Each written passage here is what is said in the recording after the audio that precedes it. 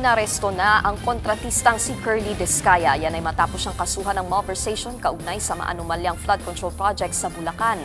At live mula sa Malolos, Bulacan, may express report si Mon Gualvez. Mon, ano nga bang update sa pag-aresto kay Curly Discaya?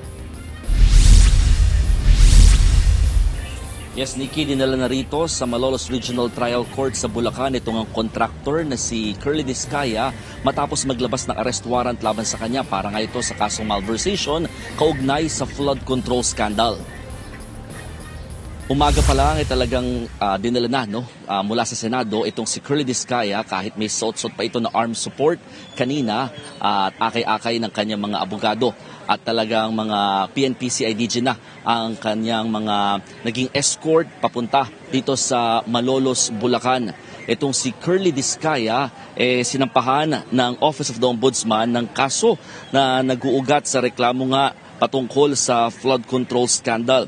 11 silang lahat na binigyan or naglabas ng arrest warrant laban sa kanila ang Regional Trial Court Branch 20 ng Malolos City, Bulacan. Ang sabi ng abogado ni Curly Discaya na si Attorney Cornelio Samaniego III, nakatakda pa rin daw silang maghain ng petition for bail kahit alam naman natin na non-bailable itong kasong malversation ng kanyang kliyente.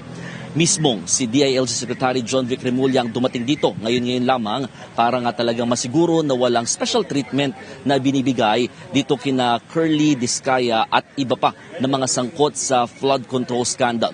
Bukod kay Curly Discaya, dalawa ang nakatakdang maaresto rin o nakatakdang makulong rather dito sa Bulacan Provincial Jail habang yung dalawa kasama si Sara Discaya ay nakadetain naman ngayon sa Cebu at yung apat ay nasa may Quezon City Jail naman. So ang sinasabi ng nakatakdang inintay natin na lang ngayon, rather Nikki, yung pinaka-commitment order para malipat na itong si Curly Discaya patungo sa Bulacan Provincial Jail. Nikki. Yan ang express report ni Mon Gualvez live mula sa Malolos City sa Bulacan. Mga kapatid, Nikki de Guzman po. Para sa pasada ng mga rumaratsyadang balita, mag-follow at mag-subscribe na sa social media pages ng News 5.